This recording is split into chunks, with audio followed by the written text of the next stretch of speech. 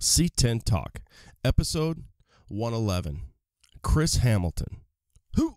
Chris Hamilton, the new editor-in-chief of Street Trucks magazine. So I want to reach out to our readers and fans, get their feedback, and build a brand that they want to support and want to stand behind, and just keep doing it, man. If I could be doing this forever, I wouldn't change anything. So, damn, son.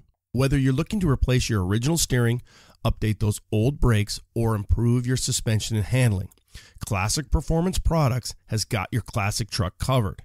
You can save 10% by using code C10TALK at checkout. 10%. ClassicPerform.com. When you think air suspension for your build, you think AccuAir. Whether it's the ease of their plug-and-play installation, the E-Level touchpad, or their new Endo platform, it's better by design, and it's zero compromise for you and your truck. AccuAir. When you're looking for classic Chevy or GMC truck parts, BrothersTrucks.com is your number one source for 1947 to 87 Chevy and GMC restoration parts. Head over to BrothersTrucks.com and order your free catalog today. If you're looking for aftermarket parts for your C10 truck, Pro Performance is your go-to source. They carry the top brands for wheels, brakes, suspension, and accessories. Check them out on the web at azproperformance.com. That's azproperformance.com. Welcome to C10 Talk, your C10 Truck podcast. Here's your host, Ronnie Welch.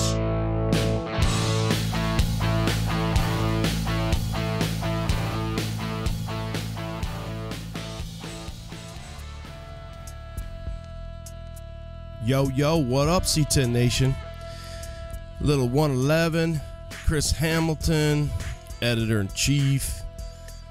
Let's see what happens. Had a blast kind of catching up with Chris. I'm interested to see how, one of his initial editorials was that same game, different players. Let me see, the quote actually is, business as usual, the players may change, but the game remains the same. I think it's going to change a little bit, and I don't think it's necessarily a bad thing. I think because you've got an East Coast editor-in-chief, you've got you're going to have more influence that's going to be, that he's going to be when he's at shows, manufacturers. He even kind of talks about it. Some of those manufacturers that are out there on the east side, they're excited as well. So, nonetheless, I think the exposure has been West Coast for so long that having some East Coast influence will be a good thing. And I think, we'll sit back. He even talks about some of the differences with the four-wheel drives and the bigger trucks. And, it'll just be interesting to see what kind of, in this world we live in now, because he does have a lot of West Coast contributing editors and staff and photographers. And obviously we've got SEMA out here, and the C10 movement for us is crazy out here, but I still think the balance, and it will be good overall when we do get a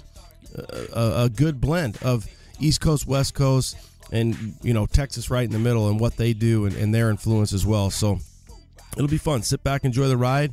Subscribe to Street Trucks, subscribe to the C10 Builders guide. If you're a Ford guy too and you like those, then hit that F100 guide up. And I think I think it's going to evolve. I think it's good, and it was fun catching up with Chris.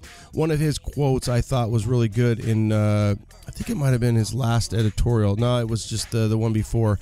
Was living the life and printing the passion.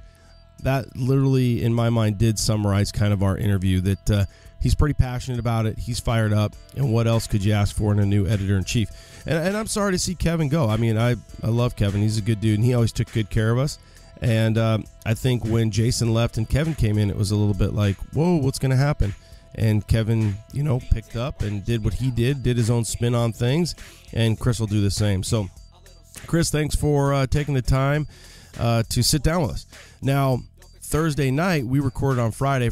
We did kick out First Ride Friday with Chris, so if you haven't had a chance to check that out, it's live, it's on the pod. But he tells me, he's like, hey, Our Lifestyle, the podcast, is going to drop an interview that I did with them tomorrow. And I'm like, cool, I love those guys, but we're rolling, man. And so usually I don't think Jason and Mike and myself, we don't really get crisscrossed too much, but on this one we just happen to get crisscrossed. So check it out, Our Lifestyle, the podcast, 88. I purposely, I wrote my questions. I already had it scheduled.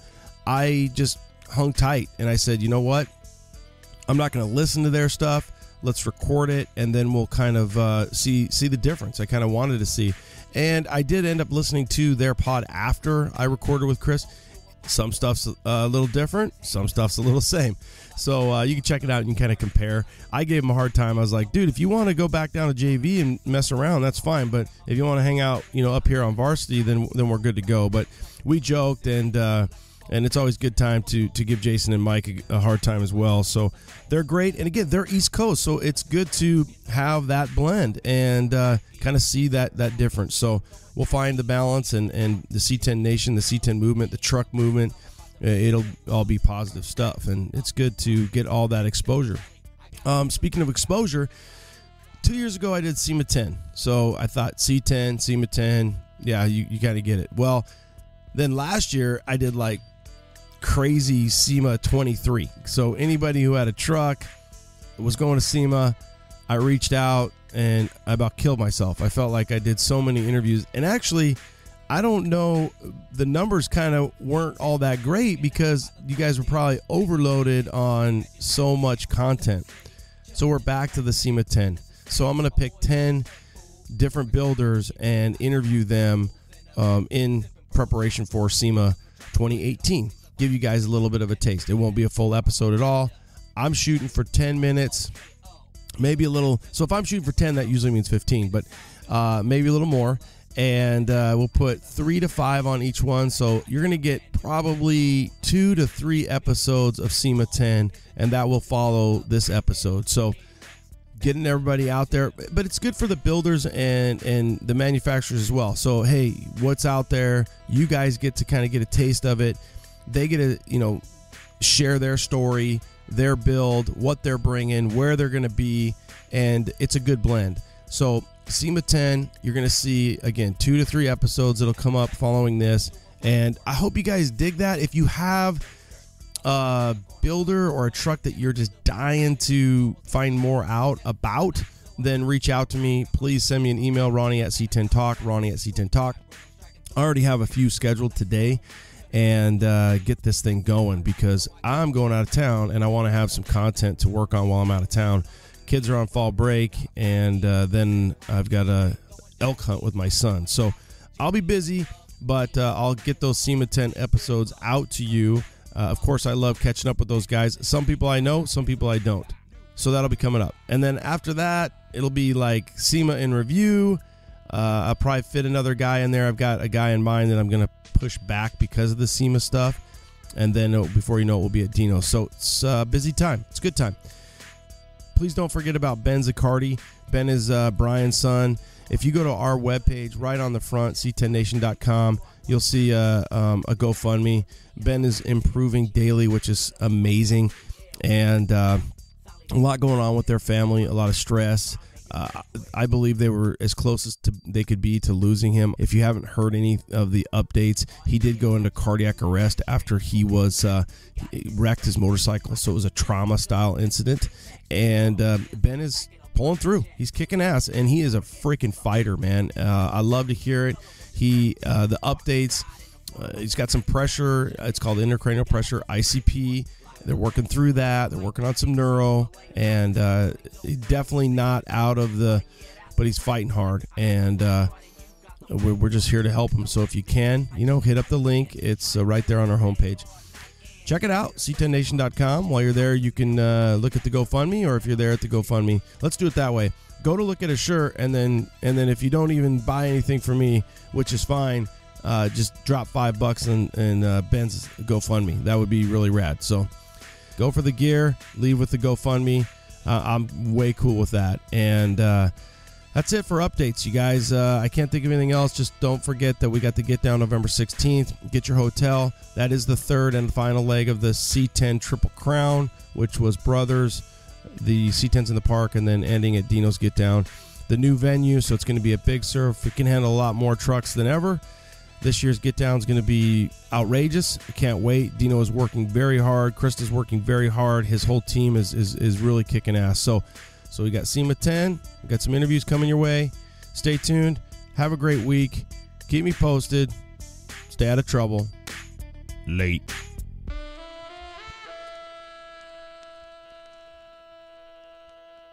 All right.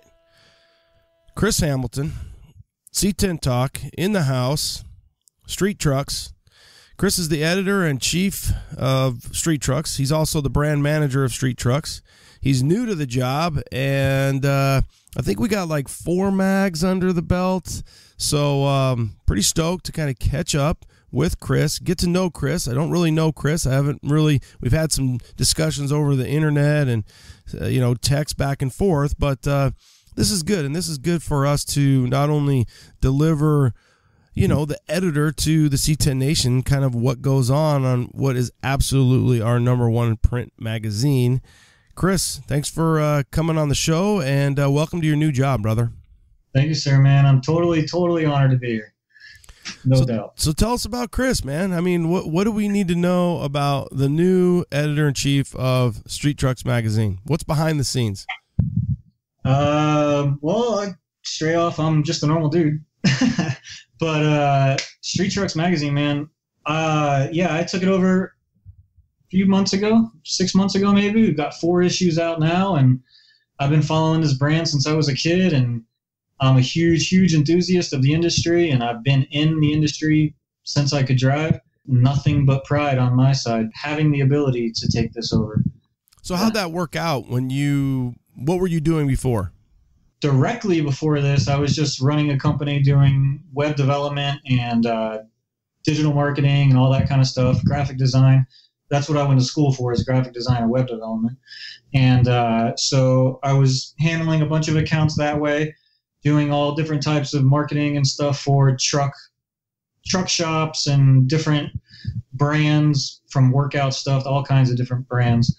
And before that is when I worked for Source Interlink, and I was the editor-in-chief for Mud Life magazine for about 4 years.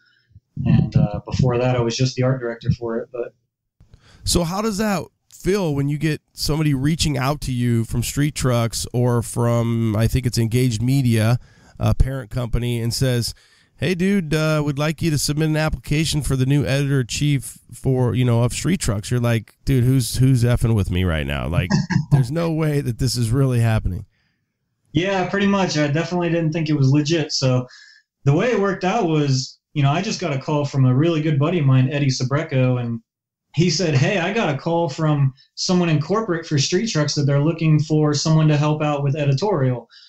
And I was like, okay, I've ran magazines for a long time and did do tech and shoot features and all that stuff. So I was assuming that they were just looking for an East Coast editor, somebody to help collect content from over here and help get photo shoots or video or whatever needs to be done on this side of the country. So I reached out and said, hey, I hear you were asking about some work that I do. If you have any time to meet up or talk, I can kind of explain what all I have done in the past. And almost instantly I had an email back from their office, and they said, yeah, let's chit chat for a little bit. We just want to kind of talk about your experience in your past. And at this point I had no expectations. I was assuming it was going to be a little, maybe even a freelance thing or just something fun to kind of get back into the industry, print world. And after about 4 or 5 interviews and all my different portfolios being looked at by a million different people, I got an offer letter from them, and it was stated as editor-in-chief for Street Trucks and C10 Builders Guide. And that was my offer, and it was up to me if I wanted to take it. And I didn't even read the rest of it. I read the first line and immediately signed it and sent it back, and then went through and read the rest of it. I didn't even care. This was an opportunity that I didn't think was possible. So if I had the opportunity, I was going to take it, run with it, and just see where it took me. And luckily, I have more experience and a better skill set than I kind of give myself credit for. So everything has been working out really, really well. And the transition went really, really smoothly. And now we're up and running full steam, and it's going great.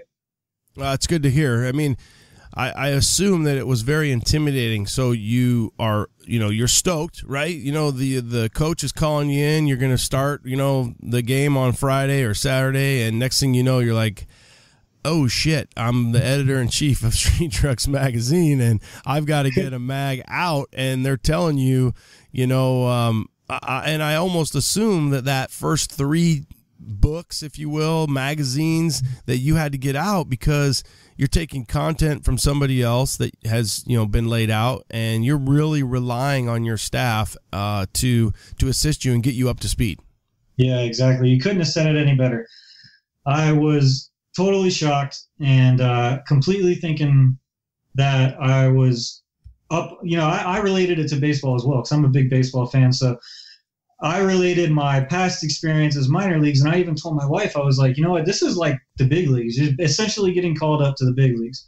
And I was questioning whether whether I wanted to take on the opportunity because this is a public position in a sense. So if I were to accept this and just bomb, everybody would know about it. So there was a lot of pressure and a lot of thought that went into it, but it went really well. And so when I came in, like you said, our schedule works 33%, 66%, 99%. So we have dates, and that much of the book has to be submitted within those dates.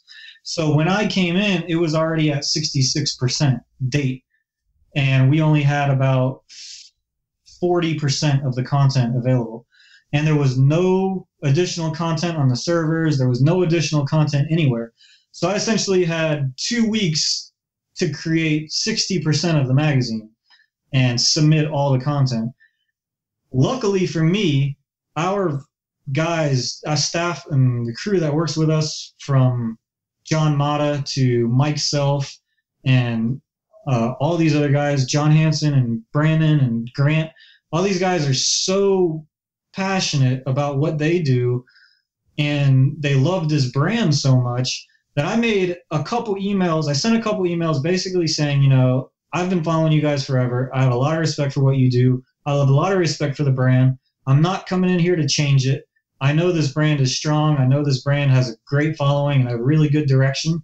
I'm just coming in here to organize the chaos, essentially, and kind of get it in direction. And once I kind of got that through to those guys and they totally understood it, we almost instantly got on the same page. They started submitting the content. I started going through it all, and everything went really, really smooth. The bigger issue that came aboard was like this last recent month where we had the first C10, the December issue of Street Trucks, and we have the 20-year anniversary book going. And luckily for me, Mike Alexander is handling F100, so I don't have to even think about that. He's great. And so this month it's a little bit of pressure, and we're collecting all the content, getting it going really well. But my experience in the past with the publication industry, and I know how pre-press and everything works, it was a pretty smooth transition, and I can't think of any other way that we could have done it any smoother. So it worked out great. Well, kudos to you for that, and obviously the guys that you mentioned, because they're all awesome dudes and they're passionate about the scene. But again, they are, somewhat, you kind of said, if it tanks, then it's going to look bad for a lot of people. And those guys are all such high caliber people. When I've associated myself with them, I've had a handful of them on the pod, and it's kind of funny because when I'm writing all these questions down for you, there's what I would say some really big shoes to fill as well, because Kevin, who is a personal friend, Jason is a personal friend, Travis is also a personal friend, and they're all really good dudes. Yeah. And you are now the lineage of that Hall of Fame, really. And then you go all the way to Courtney, and you go to some of those guys that set the tone for those guys, for the next gen. So for kind of the Travis, the Jason, and the Kevin, they kind of come from that lineage of Courtney, and now you're coming from, we don't know who the hell you're coming from, because you're an East Coast guy. And I'll tell you right now, probably because I had ties to Kevin and a handful of other guys like Mike, Self, and a few other guys that Brian Good. All of a sudden people are reaching out to me. They're like, who the hell is this Chris Hamilton guy? Who's this guy? And it's funny to think, like, on one hand, the guys are going to be accepting, and I think that's what's cool about the C10 community and the street trucks, the truck community. But then on the other hand, they're like, whoa, what happened to Kevin? Where's our boy? Because we like Kevin. We love Kevin, you know what I mean? And so from Kevin Aguilar to going to out to his thing, and then you coming in, I'm ultimately, that's a bunch of rambling to say, welcome. I'm glad it went smooth. And from the outside looking in, the book looks great. Yeah, man. I like the shoes that I have to fill. I'm the same way. I've followed everybody, including Courtney, and I've followed his entire, his entire story. And Travis, man, I talked to Travis for quite a while when I first came on. He was super supportive. He's an awesome guy. I've honestly never met Kevin. He seems like a really cool dude too, but I've never met him. I've never talked to him. I don't know anything about him. I don't know what happened. To be honest with you, I just got an offer and I accepted it. So, but from the content that I've seen of his in the past, his photography is just unreal. And he seems just as passionate about it as everybody else. I don't know if it comes down to the fact that these publication companies just like new editors every 5 years or so. I really don't know. So you better hope not. I hope not. Yeah, your ass is going to be back on the bench, bro. I know. But, so that's why all I can do is kind of take this opportunity and do everything that I know in my powers that I can do with it. And luckily, I've been a truck guy, like I said, since I was a kid, but I've also been a digital media guy and a print media guy. And a graphics guy. So I kind of have everything that they needed. And I think, from what I hear, they were looking around and they couldn't really find the right person. And then when they went on my LinkedIn and saw the information there and kind of saw the experience and felt that the shoe fit perfect. It really ended up fitting well. And I guess, like they say, there's some saying out there that if you're meant for the job, you're going to end up being there eventually or something like that. So I think it was just an eventuality that finally came upon, And I know that their big thing right now is digital. They're really heavy into web. They really want to get YouTube channels going and social media and all this really, really cool stuff, but they want to use content that we own and not just stuff we take off of other Instagram pages like a lot of other people do. So people take stuff from other people's Instagram page? From what I hear, yeah. Oh, come on.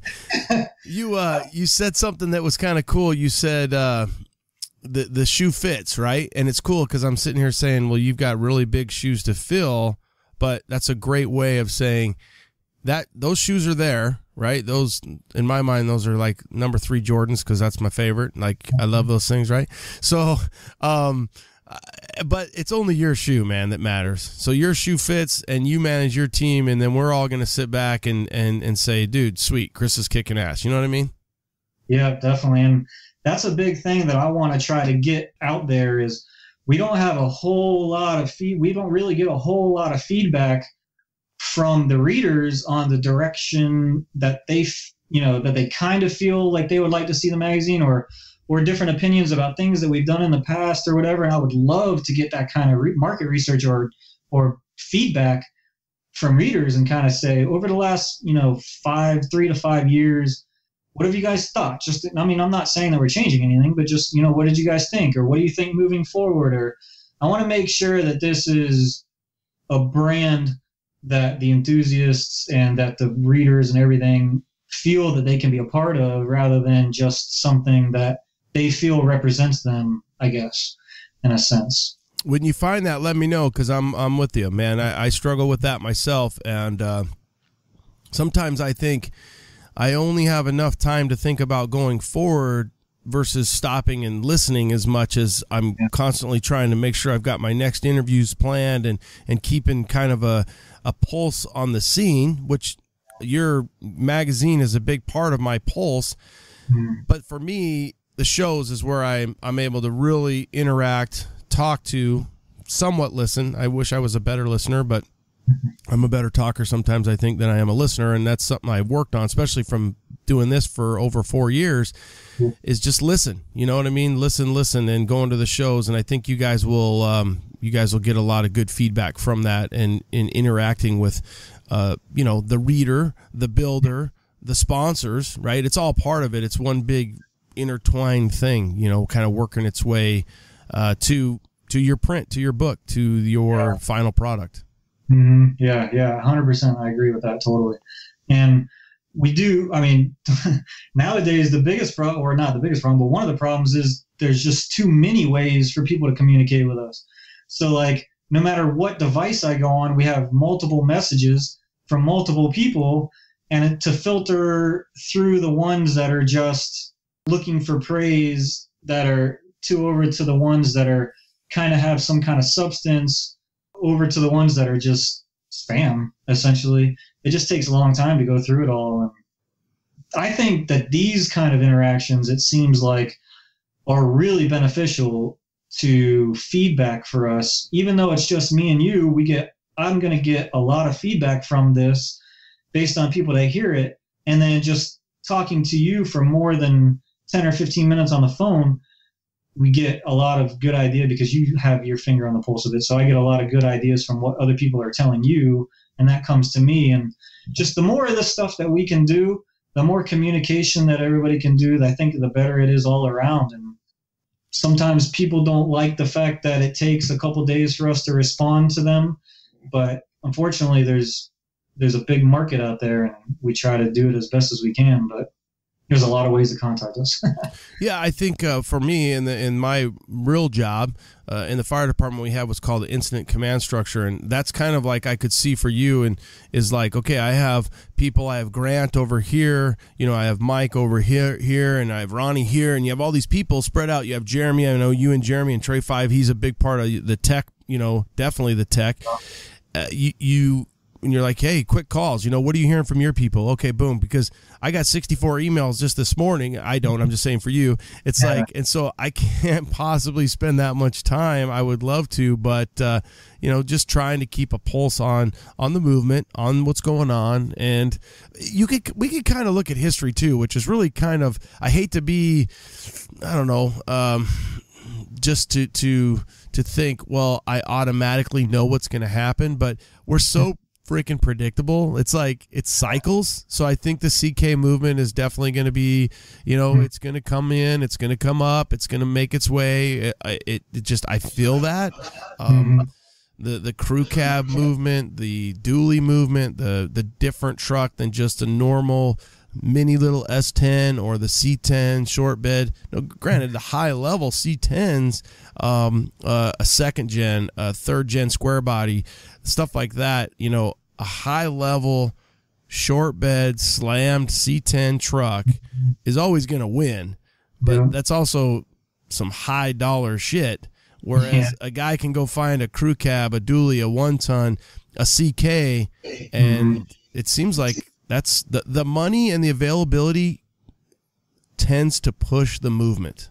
Yeah, I agree with that completely. And the C10 community out there is just unbelievable, whether it's square or, earlier C10s. But since I have been running the Builder's Guide and the other ones, I've gotten a lot of event coverage, or I've just kind of been checking out a lot of the different C10 events, from the one in Tennessee to the one they use, the one in Canada, to Dino's and all these. And it's just unbelievable how many builders and enthusiasts of C10 there are. And they're not media people. Like, they don't go out and go on social media, and they don't go out and buy magazines. They just do it for the love of it. Just a couple days ago, I went and did a photo shoot with this guy that has 6 square bodies. One of them he's building, the other ones he's restoring, and he's got an old C10 Suburban too, and a couple other things. And we just did a photo shoot over there, and this guy doesn't know about the Builder's Guide. He doesn't know about any podcast. He's not on YouTube, Facebook, nothing. And I went to his house, and he's got this huge garage just full of C10s, and I was blown away. And that's one thing I'm sort of noticing with the C10 culture is they're doing it for themselves. They're doing it for the love of it. They're not doing it for the admiration or respect or pat on the back or anything. These guys, they love these trucks. They've been following them since they were kids, and they want to build one for themselves. That's what they're kind of doing. I mean, there's definitely the group out there that's buying them and flipping them and selling them and all that, which there's a huge market for it, so why wouldn't they do that? But as far as a community, that's the one thing I've noticed with this community the most is they're doing this for themselves, and they're doing this for the love of it, the C10 guys. And I think that is exactly why the movement continues to thrive, and where people will say, dude, it just can't keep going. It does, because of exactly what you said. There's so many of them. And at our shows, when we have our booth set up, if we have like our little C10 Talk card, my wife will hand it out. It's like a little, here's the podcast. People are like, what's a podcast? And you're like, it's kind of refreshing to know that there's a lot of people that don't know about it, just because then you're like, hey, we're still doing well. And there's still a lot of content and people that are still out there. Like you kind of said, it's like if you meet somebody that you go interview and you're like, you don't know what the podcast is, or you don't know what the book is. Like, are you kidding me? I've thought of that a few times when I've seen these event coverages and stuff, and I'm like, oh, this magazine's golden, or this brand is good to go. Like, the demand is out there. It's obvious. So we got this huge pool of potential customers out there, or not necessarily customers, but followers or readers or whatever you want to consider. And they're just out there, and we just have to get to them and show them that we're one of them. We're there to promote the lifestyle that they love and just show the good side of it and all that. And I do agree with you, though. I think there's a huge technology gap between people. Either you got a guy that knows everything from podcast to YouTube to social to Tesla to Elon, everything you can think of. But then you got a guy next to him that knows nothing. He doesn't know podcast, doesn't know Facebook, doesn't even use a cell phone all that much. And it just seems like everybody talks about the financial gap or whatever between people. Well, I see a technology gap between people, and it's crazy. You can get two people side by side, and one is so much more technologically advanced than the next. And it's just, that's kind of how it is right now. It's really, really crazy. Yeah, and I don't know what man, I'm echoing like crazy right now. There it went. Okay. I don't know how to fix that. I have guys that I work with. It's crazy. It's like, we found a truck for this one guy of mine, and actually I wrote about it in the C10 Builders guide. I'm like, dude, he couldn't even find the location because he has a flip phone. And I'm like, you know how easy life would be if you would just get a smartphone? You don't even have to use it for all of its abilities, but there's things out there like a map that's going to tell you where to go, let alone, everything else that it, you're able to use it for, from texting to so many other resources. But but then you'll go to a show and you'll find a guy who's 70 years old, and he could he's so into it. So it's to each his own, I guess, really. Yeah, definitely. Well, and that's no different than like a guy that's going to say, well, I'm going to run a small block with a 4-barrel carburetor versus an LS. He might be like, nope, this is proven. I want to run a small block. I want to run a big block. I want it carbureted. I want it old school. And then you got some other guy who's like, are you dumb? Like, are you shitting me right now? You could put an LS for the same price or less, more reliability, this, that, and the other. And it's like, hey, dude, to each his own, man. This is my truck, my build. I'll do it how I want to do it, bro. I sort of dealt with that a little bit with the off-road world, because all these guys are driving these old trucks, they're carbureted trucks and stuff, and they're going up hills and stalling out and all that. And they don't want to accept technology. And, they would rather struggle with a truck just to say it's an old carbureted truck rather than just putting an EFI or something like that on it and not even having to ever deal with it again. But I see that in a lot of industries. It's almost, some people go out of their way to not accept stuff, but they make their lives harder. And I see it with lazy people too. Not saying, I see a lot of lazy people, but there's some people out there that go out of their way not to do things, but they're making their lives harder on themselves by being that way. And it's just to each their own, like you said, but the gap is getting wider, and it's interesting to see where it's going. But yeah, to be able to get those other group of individuals on board, they're the tough ones. Yeah, can't teach an old dog new tricks kind of style. I mean, you do see guys who are more willing to. I personally, it's easy to stay status quo.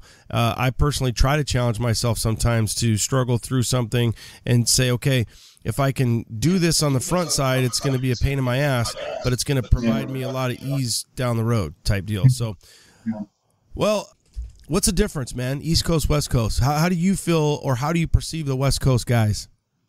West Coast guys are so cool, man. So, yeah, I've been East Coast forever, and I started off originally with local minis, which is East Coast side, hydraulics, all that kind of stuff. And I followed all the West Coast stuff then, and that was, a lot more hot rods or West Coast style cars, whether it was Impalas or whatever. So I kind of was just looking at the East Coast side mini truck stuff, and those guys were doing some really cool stuff for a long time. But then as I got older, I kind of realized that there really is a difference on the East Coast and the West Coast from the design standpoint. So the West Coast guys are so laid back and so cool and relaxed with everything. That's just kind of like the California attitude in a sense, sort of, that when they build their trucks, they're sort of doing it. They're not really, well, maybe some of them, I guess I'm kind of putting them all in a group, but a lot of them they'll build it to the way that they want to build it, no matter how much time it takes and no matter how much money it takes or whatever like that.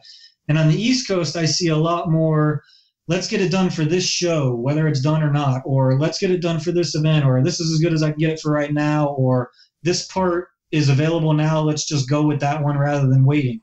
There's a little bit of a impulsiveness on the East Coast that I don't really see on the West Coast, but it could be over there. I'm totally generalizing here.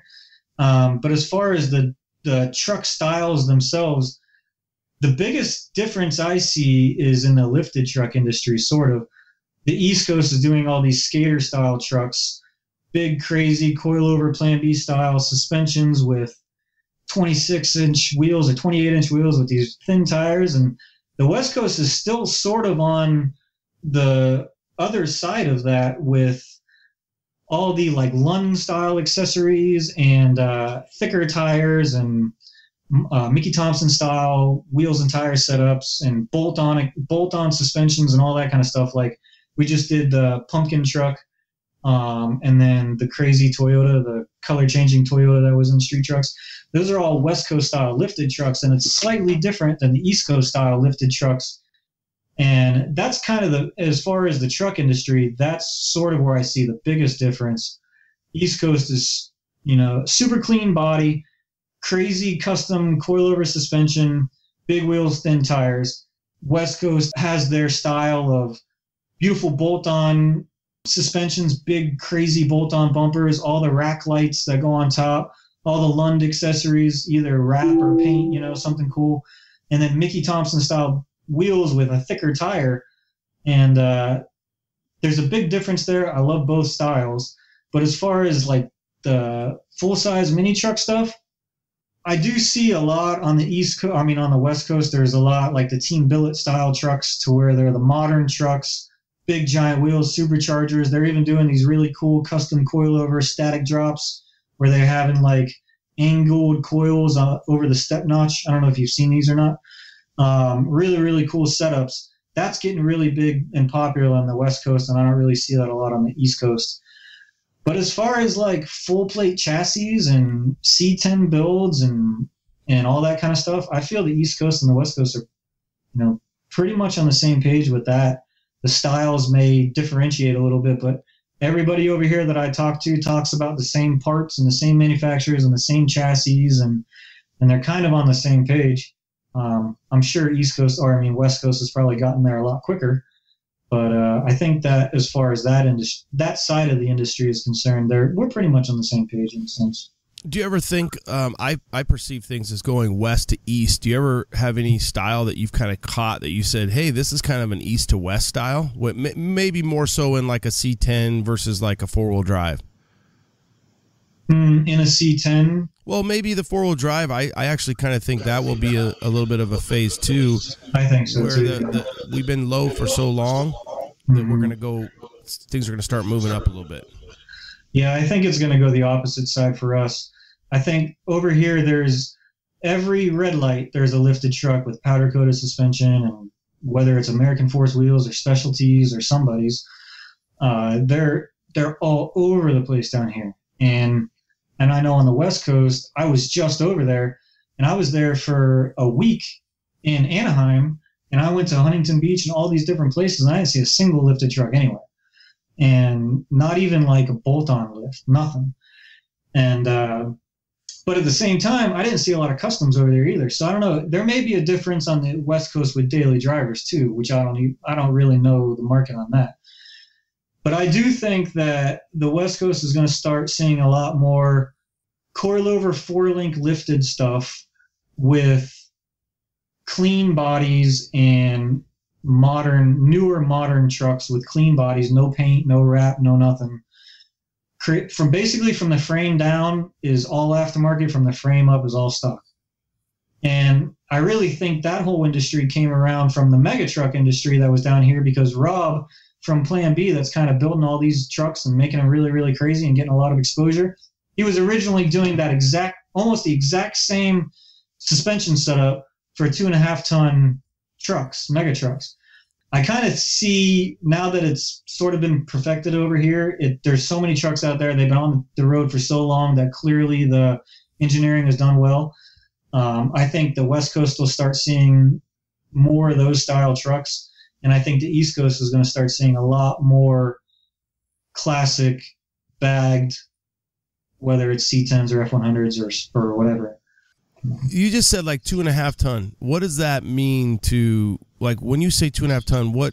I have no idea. Are you talking like big old trucks like C50s? Or are you talking like, when I go to LST, I see bro dozers and I see these 3/4 and 1 ton GM, Ford, Dodge, big dogs. You know, like you kind of said, I think you said kind of roller skating, and these guys have these jacked up trucks. I kind of look at that as a bro dozer. What's a 2.5 ton truck? Yeah, essentially, so 2.5 ton is an axle out of a deuce and a half, military deuce and a half, and the back axles would link together.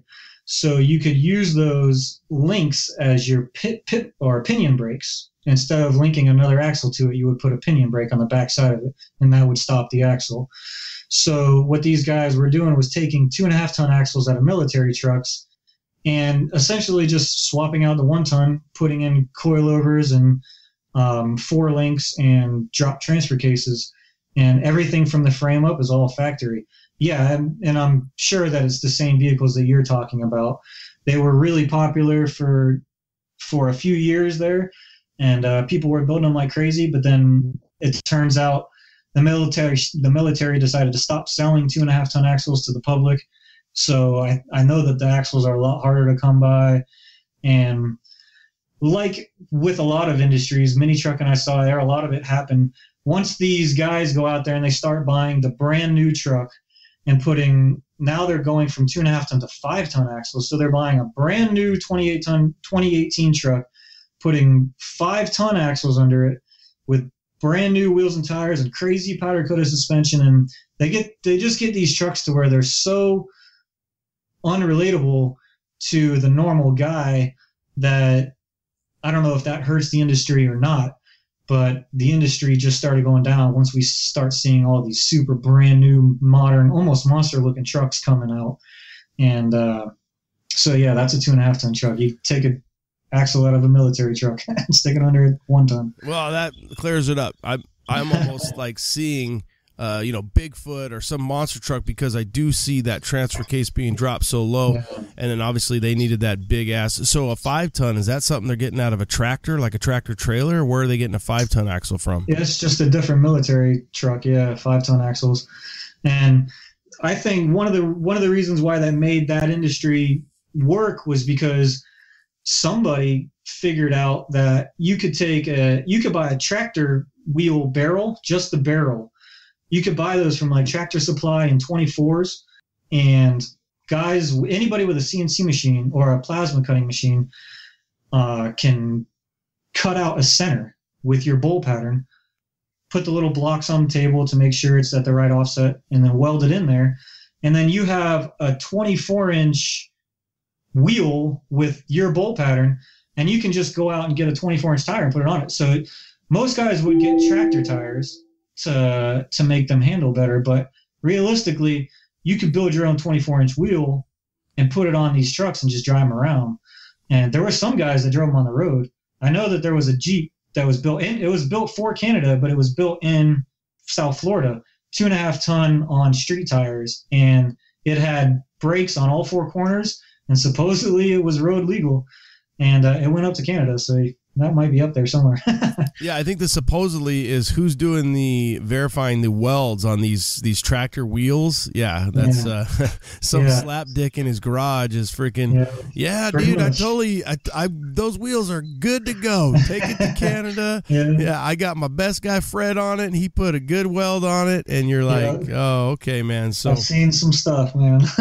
So but I do think that is sort of what helped that whole industry, and I think that is kind of what fed this 1-ton powder coated suspension craze that's going on right now. I personally think that.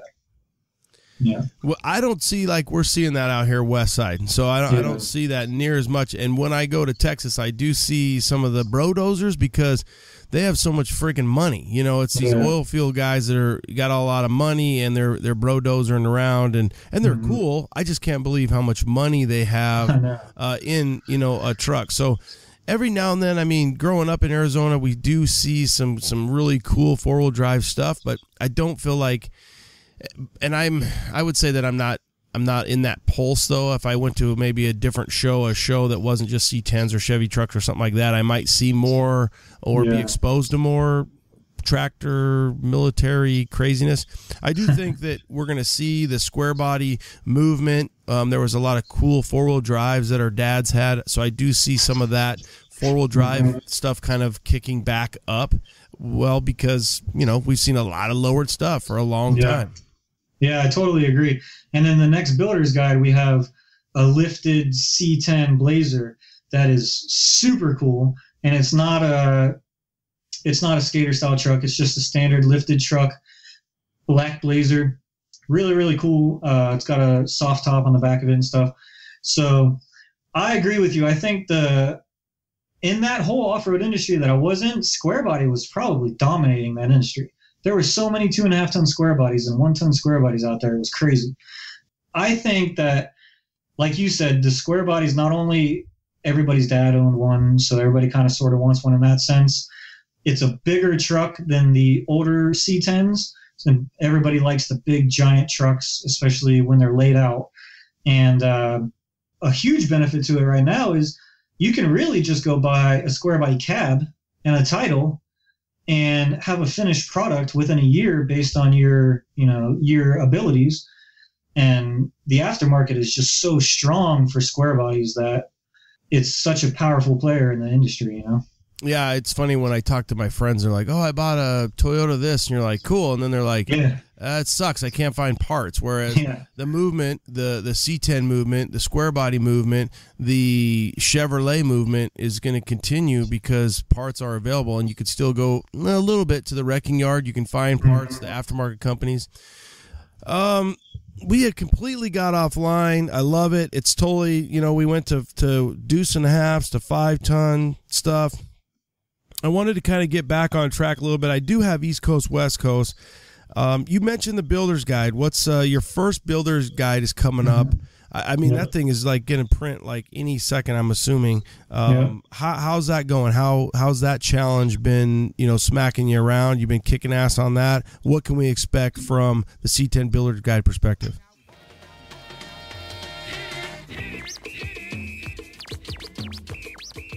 C10 Nation. For over 16 years, truck builders continue to choose AccuAir suspension for their air management solution. Today, that choice gets even easier. Endo CVT by AccuAir. CVT. Compressor, valve, tank. Takes all of the components that previously needed to be pieced together and integrates them into an all-in-one, easy-to-install unit. That means an internal compressor with a built-in air dryer, smart sensors to keep everything running smooth, valves in the tank caps, and a plug-and-play harness. The best part? Silent. Library silent. No more buzzing compressors. Finally. Are you ready to choose the latest and greatest in air management?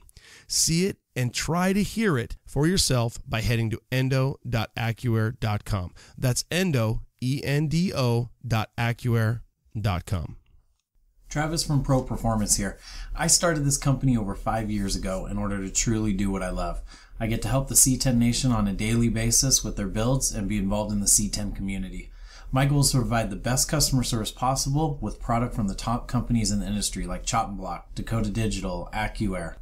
Give us a call. Try us out. Let us know how we can help you on your project and put together the right parts to complete your dream truck. We are your one-stop shop for all aftermarket C10 parts. Check us out on the web at azproperformance.com to see all that we carry, or even on our social media pages, which is Instagram, Facebook, and our Facebook group C10 Addiction. Let us know you heard about us from C10 Talk, and we'll include a free shirt for any new customer with a purchase over $150. Look forward to hearing from you guys. You mentioned the Builder's Guide. What's your first Builder's Guide is coming up? Yeah, the Builder's Guide is... Man, it's super exciting to be part of it, or to be running it realistically. So I had a bunch of content that I saved specifically for this, and our cover truck, the guy is so cool, and our photographer did an absolutely amazing job on it. And the only real issue that I came down to was certain guys wanting to be in print, but sort of being specific about which magazine they want to be in, which is totally understandable. A lot of these guys have been working on their trucks for a long time and they have a goal. So towards the end there, I had to play a little swapping game with, pulling this truck out and bringing a different one in because this guy wanted to be in street trucks, so I wanted to put him in a different issue. And one of the guys in particular, he's got a dually square body that's just unbelievable. And I got presented this content. So I reached out to the photographer and asked which magazine he wanted to be in. He said he didn't care, so I dropped him in C10, and it turns out he's got a lot of pride for street trucks. He's been following it forever. He's been building this truck forever. The truck is unbelievably cool and super unique. So in that sense, I'm totally cool with, absolutely no problem. Let me pull that out of C10. I'll slide in a different truck in there or a different feature or something like that. And then we can hold yours off as long as they don't usually mind waiting another month or something like that to where I can fit it in. And generally, that's really the only caveat that I've had so far with C10. Anytime I reach out to anybody as far as manufacturers or people that want to be involved in it or help out with some tech or even get shot, everybody's so excited to be a part of it. And for an example, one of the local companies to me, there's NPD. I live a few minutes away from them. And then Boyd's Fuel Cells. Yeah, Boyd's Cells. Yep. Yeah, they're right down the street from me too. I reached out to both of them talking about the Builder's Guide and all that, and they were blown away that now it's local to them essentially. And they're willing to do anything and everything they can to be a part of it, to help to get involved. So from a content standpoint, I'm doing great with C10. We've already hit deadline. We're just waiting for designs to come back from art for proofing, and then we're going to be shipping it to print. And the advertisers are on board, buyers on board. All these other great companies are really, really doing some really cool stuff by supporting us. And then now I've got these local big companies that are involved, and they're reaching out, wanting to be involved. So I think C10 has got such a big following and such a big support group behind it that from the print side of it, it's not going to be all that much effort to go out and collect content. I'm kind of needing to go through the content that I have, which is great. So now I can focus on bringing it digital, making it really strong online, making sure everybody knows it's got an online presence, and then just getting it out there. It's all those diehard C10 guys that are building it for themselves and doing their own thing and showing them this is a brand that you can stand behind, that you can support, and totally is behind your efforts. And I think that's kind of where C10 kind of differs in a sense from street trucks. Yeah, I'm a little blown away because 18 days ago you told me the deadline was to have my stuff to you. So either one of two things: you're a really smart editor, or you talk to my wife, because I absolutely love that you lied to me about my deadline. Yeah, I've got experience with that for sure. I've had I've never missed a deadline once, and I've made 4 years of the off-road book, and now I'm on the 5th book for street trucks and the first one for C10, and we got all these other special editions, and I'm adamant about not missing deadline. It's important to corporate, which is important to me. So when I reach out, I'm not going to give my freelancers or my photographers or whatever my deadline. I'm going to give them their deadline, so I have time to intake it, to go through it, to make sure I got all the information that I need, the pictures are good, and everything stays on track. Because if I'm a week behind on one issue, it's just going to put me even farther behind on the next one, and then that snowball effect will go real fast on a monthly publication, you know. Well, I actually appreciate it. It actually helped me out. But now I'll just say, you'll say, here's your deadline. And I'm going to say, well, what's your deadline? Yeah. So I could squeeze more out of it. But my wife has done that a few times to me. She's lied to me about what time we need to be somewhere. Yeah. I'm like, we're way early. I could have done so much more shit. And she's like, you could have, but I wanted to make sure I got here on time, or so on and so forth. So, and actually, once you said the 33, 66, and 100% style, that really kind of, in my mind, lets me see that too. I'm such a visual guy. It's like, yeah, well, here I'm laying this out. Here's my format. Okay, 33%. I'm talking to who's going to write this article, who's going to shoot this. 60% shit better be showing up. Different. Not only authors, different photographers, obviously, people that are, putting product out there to the world. And like you said, NPD, Boyd's Tanks, all these guys that want to get involved. Do you ever find yourself where I would think, I don't know what, that's like your doorbell or something. I would think that do you ever find yourself where you might have a truck that's a C10, C20, C30, K10, that you were going to drop into street, and then you pull it to put it into C10, like, or do you, that was my biggest thing that I kind of wondered, and I never did really talk to Kevin about, is like, well, how do you balance that? Because when I buy street, or I subscribe so it shows up, if I don't have enough C10 content in there, then I'm not going to be happy.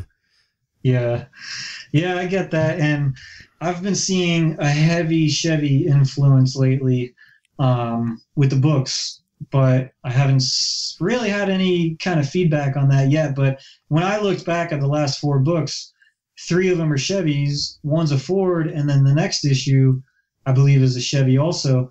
And there's a lot of Chevy inside of it. And then we have, the 100-year Chevy book. So I agree with you on that. I think the seats, if there's not C10s in the book, I feel somewhat like the book isn't where it should be. Street trucks, yeah, that one, because it's such a strong truck in the industry, but at the same time, the Ford guys are so strong with their brand. And then who cares about the Ford guys, dude? Nobody cares about the Ford guys. I think Aaron and Jonathan and a couple of those guys in Texas, they care about the Ford guys. Yeah, and Mike thinks too. But we like the Ford guys too. But as far, I drive, my daily's a Chevy too. So my goal here with picking C10s for street trucks or C10, I'll always by default put the baddest trucks, Chevys or C10s or whatever, into the Builder's Guide. Now, I've had quite a few guys reach out to me that don't even know about street trucks, that only know about C10 Builder's Guide, and they only want to be involved in that, and which is great. And then there comes down to the fact, or to the timing thing. So the guy that's on the cover of our next Builder's Guide was originally set for street trucks, but he wasn't on the cover. So he reached out and said, what does it take to be on the cover? And I'm like, well, unfortunately, this particular truck isn't going to make the cover of street trucks. It's just, I don't want to give too much away about the truck, but we don't do all white trucks on the cover of street trucks. We don't do usually all black trucks on the cover. So I'm like, we're probably not going to get on the cover of street trucks, but if you want to be on a cover, I can put you on a cover of C10.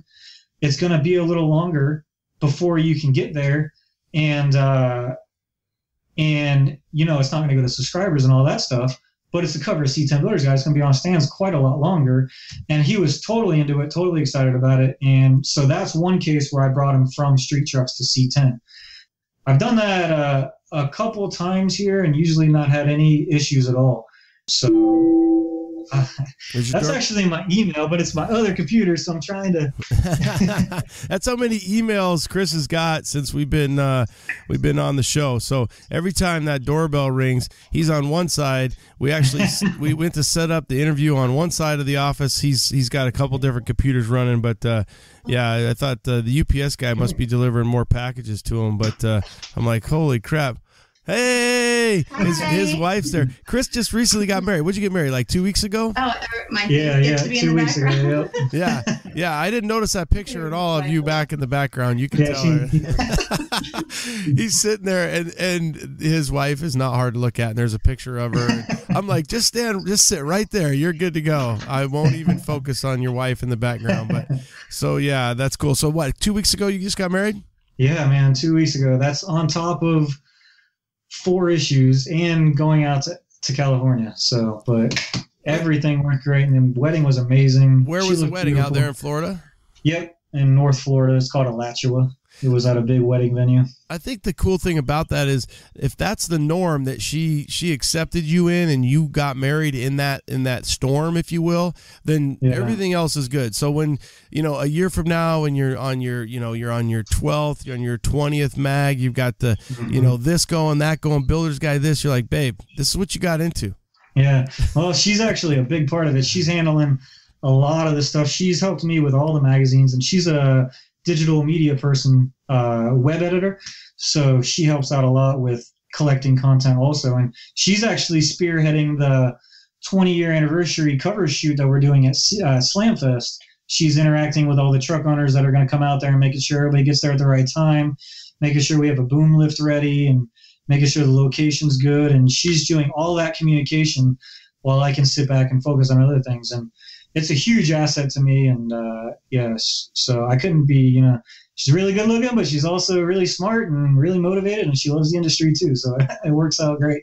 Yeah, I know the feeling, and I've talked about that. I could not do half of what I do without my wife, so I'm cool. I'm glad that I'm lucky. I'm glad that you're lucky, and it takes us to realize that, like I couldn't do half of what I could do, so you've got the Builder's Guide. You do some swapping back and forth. The Builder's Guide is going to be out so soon. I'm thinking, right before SEMA we're going to see this thing? Or the on-stands date is November 28th. So subscribers will get it October. Okay. So subscribers will get it before SEMA. But it'll be on stands directly after SEMA. Yeah, it seems like quite a bit different of when I get it in the mailbox, and is it really about a month different to get it to stands? Yeah, so how it works is every issue is based on a 4-month schedule. So if you're looking at the December issue, it's going to be on stands the month before that, so it's going to be on stands in November. And then it's going to be to subscribers the month before that, so it's going to be subscribers in October. But the deadline is the month before that. So the deadline is September. So the things that we're finishing September 15th is what's going to be on stands, or is our 4 month away. So deadline's a month after that, subscribers a month after that, on stands a month after that. Wow. And that's just how it goes with every issue. And that's why people get a lot of times truck owners or somebody will get confused about when they're actually going to be on stands. I'll tell them it's a December issue, but it's on stands in January, but you'll probably get it in November, but you'll probably get it in October, but my deadline is September. And they're like, what? It doesn't make any sense. Yeah. But, it's just, that's how print works. Definitely confusing. I'm glad you can keep it straight, because I'm thinking, holy shit. I try to tell guys too, if you like either one, Street, C10 Builders Guide, and you subscribe, it's absolutely the way to go, because you're getting the newsstand price for Builders Guide is a little too much in my opinion, but that's all right. If you, I think it's a little bit like $10. Well, you can, for $30, you can renew Street and you get the C10, well, at least you were. I was getting the C10 Builders Guide for like free, because it's they still do that package. Yeah, I mean that's a really good package. I will do a link. It's Engage Media Mag, MAG, I think. Oh, Engaged Media Mag Inc. or Mag? No, just Inc. Okay. Engaged Media Inc. Okay, Inc. Yeah. So Engaged Media Inc. And then there's a little drop down there, and you can subscribe to both, and you get a little combo package, and it's really the way to go. Not only because you get it earlier, that's the key, is you don't have to wait for it. So, do you have numbers on that type of stuff now that you're kind of in? Do you know, like, hey, Street reaches this many, C10 reaches this many? Do they share that kind of stuff with you? Yeah, they do. As far as Street, I don't have the numbers on C10, but I know as far as Street, we have circulation numbers, and we have subscriber numbers, and I have all that information. I think our circulation numbers are really, really, really good. They're around 120,000 or 150,000 or something like that. And then our subscriber numbers are well over 20 or something. So we're doing really well. The magazine does great. But I agree with you totally. Other than the fact that when you get it in the mail, sometimes the magazine gets a little damaged. But other than that, subscribing is like the way to go. You get it early. You get it directly to your door. You're not paying any shipping or anything like that. You're not even paying every month like you would at the newsstand. And you don't have to wait for it. And at the newsstand, there's only a certain amount of issues out there. And if there's somebody in your area that happens to either have a truck in the magazine or something like that, you're not going to find them anywhere. The way that the newsstands are working now, it's doing well. The magazine's thicker than ever, and it's got more advertisers than ever. And they're really focused on digital. So we want to kind of use print as a kickoff, I guess, to get some more digital and using that content, Well, and the one thing I do like about the print is, I mean, this is 100% factual, is it's great in the bathroom. Of course, no doubt about it. So if you don't want to take your iPad or your iPhone or whatever it is digitally, you've got your mag, you've got your print mag sitting there by the John, and you can and really the short stories are perfect. You look at the truck, you read the thing, and you're usually about done with your business. So that's where having a print mag. My wife's always like, "Why do you get these magazines?" And it's like, well, I want to stay relevant in the scene. Obviously, I'm passionate about it. And it is nice to just sit down and, even like eat lunch. It's like kind of old fashioned maybe nowadays, but I can sit back and look at a print magazine and just, consume it. Yeah, man, there's still an art to it. And when they're all stacked up and you see all the bindings, it looks killer. And it's like you say, in the bathroom, it's great, which is totally true. But one thing I've noticed is like leaving it in your truck is huge. You get to show your friends and family or whatever. You don't have to pull your phone out and all that stuff. You just have a magazine right there to kind of show the industry that you're in. But a bigger thing is like all these guys that work on trucks and work in garages and have toolboxes and stuff, during their lunch break, there's a lot of them are sitting on their bench, eating a sandwich, flipping through a magazine or something like that. Or when they're working on a truck, somebody that's kind of hanging out around their vehicle is looking at magazines around, their toolboxes and stuff like that. And that's where I see a big area of exposure where we get.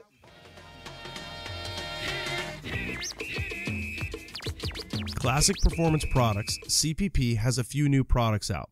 Let's start with their new HydroStop Street Beast hydraulic assist systems. CPP's HydroStop Street Beast is a direct fit, high-performance hydraulic brake assist system that works great when running a performance engine setup and there is not enough vacuum produced to operate a traditional booster. Simply plumb into your power steering system and share the fluid reservoir with your power steering pump to your high-performance brake system. Assembled with all new parts, this unit puts out an amazing 1800 PSI at the wheels. How about their new 14-inch big brake kits? CPP now offers a 6-piston, 14-inch big brake system for your Chevy truck, featuring 2-piece pre-assembled drilled, slotted, and zinc-coated rotors, 6-piston billet aluminum calipers with DOT-compliant dust and weather seals, premium stainless hardware, and braided stainless brake hoses. These brakes work with their modular and Corvette-style spindles. Remember, use C10 Talk at checkout and save 10% off your order. Damn, son, 10%? www.classicperform.com. Hey guys, I've been buying my truck parts from brotherstrucks.com for over 20 years now. These guys just aren't selling parts. They build trucks. They have their own trucks. They attend shows. They're part of our community. I saw Jim Flanders at C10's in the Park in Texas and also at Dino's Get Down out here in Arizona. And that's why I continue to buy my parts from Brothers. One thing I remember Jim Flanders saying when I interviewed him for the podcast, when we buy parts, we buy the best parts possible so that you, the consumer, will get the best parts possible. Sure, they have the opportunity to buy a lesser made, lesser quality part, but they know that it's going to you, the C10 Nation. So when you buy your parts from brotherstrucks.com, rest assured you're getting the best part possible. So when you're looking to restore your 1947 through 87 Chevy or GMC truck, go to brotherstrucks.com. That's brotherstrucks.com.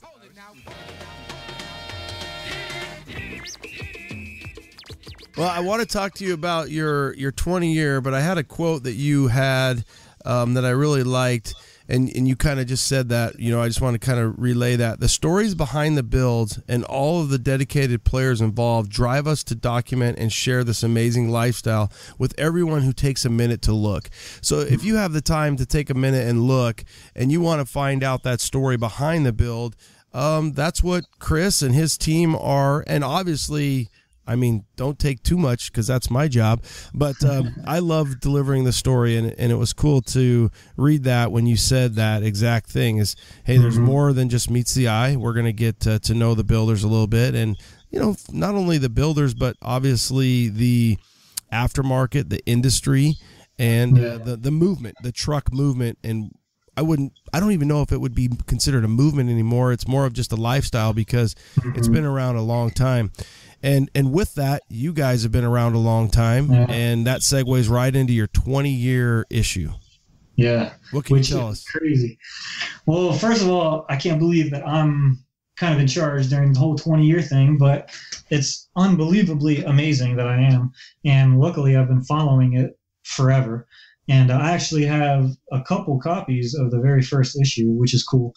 But so the 20-year issue, the goal is to kind of do an overview of street trucks for the last 20 years. I've got a bunch of really cool articles from people that were involved, whether it's Travis or Mike or Stafford or any of these guys that have been involved with it for a long time. We got a lot of really cool paragraphs or articles from all these guys that, what is the magazine meant to them? How do they see that it's evolved and all that kind of stuff.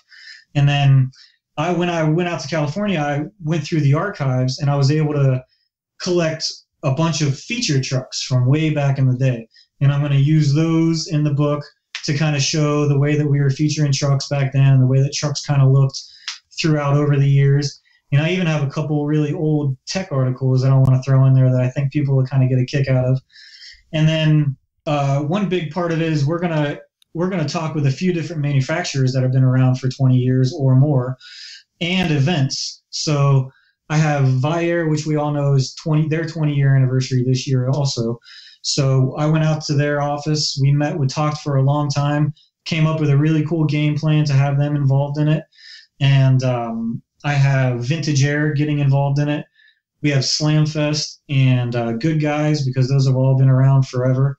And a couple other groups that have been around for a little over 20 years. And we're just going to kind of get a collective package together and show the industry how they all got started, kind of how the magazine evolved. Travis has some unbelievable stories about how the magazine got kicked off originally, as far as like spending a full year marketing it before they actually came out into print, and a bunch of really cool things, all the way up to a couple of new modern trucks that have just been complete. We have a really cool body dropped F-150 standard cab short bed that's in there from a local guy that's really, really cool. And another Dodge that's going to be in there. We have a Dodge that's going to be in there that was rebuilt. It was featured a long time ago, completely redone. Now it's coming back in. I think that's kind of cool. And so that's kind of the look that we're going for this particular issue. And this isn't a issue of street trucks, or it isn't an issue of any other ones. It's its own individual book. That's the 20-year anniversary of Street Trucks magazine. So it's not going to be taking over one of the issues of Street Trucks or anything like that. Will we get it as subscribers, or do we have to buy it? I don't know about that. I'd have to find out about that. Oh, come on, Chris. You're killing me here. Yeah. Well, not sure about that. The 15-year they did, we got it. It was part of, the subscription, but it was an actual, I guess, the normal issue. Okay. I think Jason must have been in charge of that because obviously it's been 5 years ago. I don't think it was Kevin, but I absolutely love that. And you got to see a lot of the CK movement, the Boyd, the Van Halen truck and Hagen stuff. And they talked about Courtney, and that was a really fun, informative.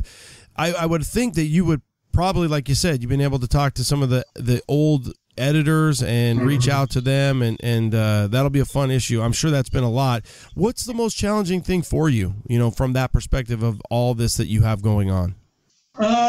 Most challenging thing probably would be keeping everybody on track with deadlines. I can schedule books out as far as I can. I can stay on top of everybody, but to actually get the content, sometimes I have to send a few different texts or a few different emails or tell people, look, you're not going to make the cut if you don't send me the stuff. Sometimes that's kind of some issues that I've been working with.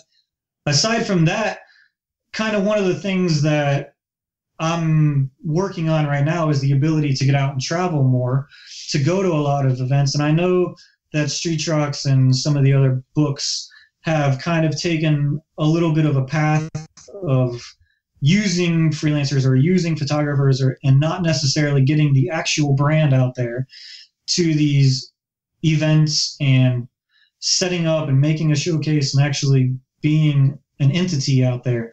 So that's one thing I want to try to work with our corporate company with, and try to get the magazine back with the people and back out there and interacting and getting builds done that are actually for the magazine and not just kind of building something for tech articles and parts and then getting rid of it. I want to actually have an official Street Trucks vehicle that we take to events and actually have Street Trucks projects that we're doing, get out and talk to people about the projects we're doing, get them involved and all that kind of stuff. And basically my biggest challenge right now is getting our brand back out to kind of where it started originally, to where it was the brand of the people and out at these events. And no matter what event you were going to, there was some affiliation of this brand there, from decals to shirts to whatever, booths or a Street Trucks vehicle that you've seen in the magazine that we're working on. And I miss the days of seeing projects in magazines and seeing them at shows when they're not done, like halfway through, you can kind of see the progression in a magazine and then actually see it in person and be like, oh, okay, that's how they did that. Or, oh, they made their own control arms or whatever, in a sense. And then you can kind of follow the magazine and continue watching it build. But a lot of the times now people want to build a truck and not bring it out until it's completely done, or you won't see it because it's in a magazine only and then it's only at SEMA and then it just disappears or something like that. I want to build something that represents Street Trucks, that goes out as Street Trucks, that people can clearly identify as the brand that supports their brand and something that they can be proud of, in a sense, I would think that is so hard and challenging because, it's easy if you do that and you do a Street Trucks truck or build, because then you can control it. But the social media presence of Instagram and Facebook and other entities and outlets is a challenge, because people have gravitated towards that. And it's like, well, if I want to see that, I'm going to go check out this truck. And whether or not, hopefully guys are building or bringing them out to shows when they're not all the way done. It's like, dude, bring it out. Yeah. So that's got to be a huge balance, because you're constantly fighting that social media release, really, because shit is boom, it's out, boom, it's out. Yeah. And people, we've gravitated towards no patience. It's like, well, I already know I get to see this, I get to see that. So every day I could see where you guys are saying we need a better presence on social media digitally, yet I want to retain my Street Trucks values and lineage and history. So that's a balance, right? I mean, I don't know how the hell you do it. I guess that's why they brought you in, to figure all that out. Yeah, I see digital as a means to sell print, kind of. Now I know the company wants to create products from print to digital with all these different things that are obviously revenue bringing products, but as of a kickoff standpoint for social media and YouTube and all this stuff, I see this as a tool to get people to want to get the magazine as something that they're proud to own. So they'll see what we're doing in social, see what we're doing online, and then they'll see, hey, this brand that I love and I follow just put out a product on print. I'm just going to go buy it because I support this brand and I love this brand and I love this lifestyle, rather than being just a magazine that's on stands with no digital influence, no influence online at all. So when people walk by it, they wouldn't know the brand. They may know the brand, but they wouldn't have a big love for it. They wouldn't wholeheartedly support it. So they wouldn't buy it because they could be like, I could just see these trucks on Instagram. But if you make people support your brand because you're the same type of person that they are, and you have the same love for the industry and the enthusiasm and all that stuff and the passion that they have, they're going to support your brand by following you, doing all that stuff online, but then going out and picking up this printed product because it's something that they want to have in their truck. They want to show to their friends. This is something I'm part. Everybody wants to be a part of something. So this is something I'm part of. This is something I'm proud of. And this is something that this company puts out that I support in a sense. And that's kind of the way that I'm seeing it. That's how I am. Brand loyalty. Of course I'm going to buy it because I want to support street trucks. It supports my passion and my hobby, and of course C10 Builders Guide. So that's it. We gotta lock these guys down and say, listen, there might be something in here that you wouldn't see or you're going to see more of, and do you want to see this die? I mean, that's a horrible, but you know, there's other magazines where I feel like I still do subscribe, and those magazines are there's not as quite as much content as I would like to see. So I think that there's always that balance. But so you're gonna continue to work on the digital. I do see a little bit more uptick in social media presence. So C10 Builders Guide, Instagram, Facebook, and obviously what you have going on there. So that's a big goal too, to continue to ramp up that social media presence? Yeah, 100%. And bring up the digital media presence, bring up the traffic on the website. And then my ultimate goal is to make each product complement each other. So when we do have our social side as strong as we want it, and our YouTube side and our website side and all that stuff as strong as we want it, and we're using that to push people to print, then I'm going to switch it the other way around and start doing what, I don't know if you remember, like Tailgate Magazine and High Beams and all those other magazines. They were doing some really cool stuff way back in the day. They would put like a code in the magazine. You can go to the website. You could put in a code and you would see more video, more behind the scenes pictures, and more information about that particular build that isn't freely available on social, or isn't free because it's content that we've taken and that we've put behind some kind of a password protected thing. Now, whether or not we end up going that route or not, I remember doing it with those magazines. I would get it all the time. Obviously, a lot of those were like models. You know, it would be a model with a truck, and it would be like, to see more of this model, put in this code at our website. And obviously, everybody would go to it because everybody wants to see the girl. But I think that there's still relevancy there, and I think that we can continue to use print to get people to digital, and use digital to get people to print, and create two good products that people, or that readers and enthusiasts and everything, stand behind and really want to have and be a part of.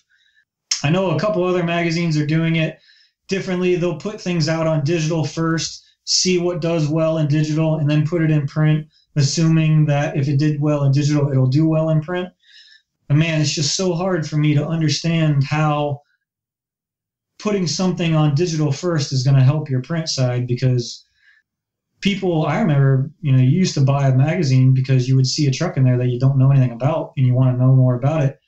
And then you can go online and kind of search for it or look for it or whatever. But in order to be able to do all, like an article on our website that's got a full written article, all the pictures and everything on there, and then 2 or 3 months later come out in print, I don't see that as being a really good way to go about it. And I know that's how kind of some other magazines are going about it. So I'm kind of sort of doing it a little bit differently. We'll see how it goes. And I think the industry and the brand and the following is so strong that if we can just organize this, get everybody on the same page, make communication good, interact with the fans better, then I think that the product is a solid product. And I don't think we have any problems with it at all. It just needs to be evolved, essentially, you know. So what I got out of all that is you're going to bring back a magazine called High Beam. It's going to have hot chicks, and we're going to and to see the hot chicks, we have to input a code that we're only going to get. So we're going to go to the supermarket on the newsstands. I'm going to take a picture of the code with my phone, and then I'm going to go look at High Beams back at the shop. So that's one thing about guys, they'll always figure out a way, right? It's like, well, how can I figure out a way to get this for free, or scam the system? So that's good. But that's not going to be a bad thing, because it's going to have a QR code in the magazine. So anybody that scans that, I'll be able to track them, so I can see how many people are actually looking at magazines compared to how many are buying them, and that brings up our newsstand eyeball rate, essentially. So it's kind of hard to judge the market of how many people walk into a store, look through a magazine, put it back down, and leave.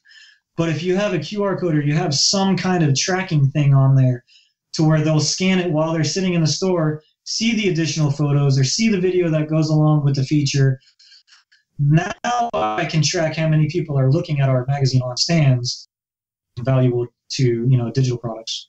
So yeah, that's probably a challenge. I'm surprised they don't have some little thing that like sends a QR code or something like that every time. But I'm sure maybe even the vendors do the same thing, where they're like, hey, aftermarket. I know they have different phone numbers. I know for a fact they do that, so they know what magazine or what code somebody's using to say, hey, they're using this code, and we're going to continue to sponsor or use this magazine. I'm actually surprised a little bit that the advertisers, they do all the phone number tricks and all that kind of stuff to sort of track it, or even like the URL tricks, to track it.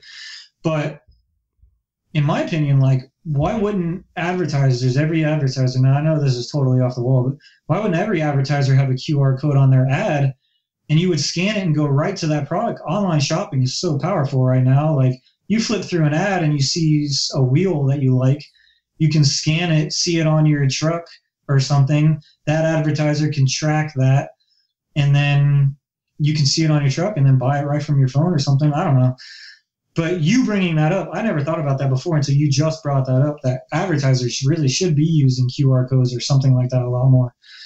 But this brings us back full circle to what we talked about, how we have such a gap when it comes to technology, and you have some guys who maybe they have their cell phone on them, maybe it's at the truck and they're using a flip phone or whatever it might be. So I do see that being something where they will have it, because when even my advertisers, my sponsors will say, well, we use this number in, this magazine, and this number in this magazine. I'm like, that is so archaic. I'm like, because nobody is calling the number. There, if it's anybody who's 45 or younger or 50 or younger is going to go back, they're going to lay things out, they're going to get on the internet, and they're going to go to their webpage and go from there. So it's like, I don't know that people are really calling in anymore. At least I guess my listeners and your readers could tell me I'm freaking full of shit and I'm wrong, but I don't call in. I don't know. I do hear people that, I have heard people still call in. So I know that there's a couple different tricks with the calling in thing, different phone numbers. They can sort of track where it's coming from, but nowadays with Google Analytics, you can, if you give them a particular phone number, they can track what time they called, what page on their website they were on, if they came from a website, how long they were on the phone with you for. And so basically a lot of these guys are using it in a sense of, if you're on a website and you call this particular number, now I know which product you were looking at. I know how long it took for my customer service guy to answer the phone. I know how long he was on there talking to you about this product, and I know whether or not he sold you a product. So I think the phone number has a little bit there. But I know that the URL trick thing, like, a lot of guys were using, so say you're looking at Boyd Coddington Wheels or something, so, and you were in a Street Trucks magazine, and they would put BoydCoddingtonWheels.com/Street Trucks. Check us out at BoydCoddington.com/Street Trucks. And they're using that as a tracking tool, how many people are coming into that domain. But who's going to type that in? You're just going to go to BoydCoddington.com. You're not going to put it, because everybody knows that you're just tracking them.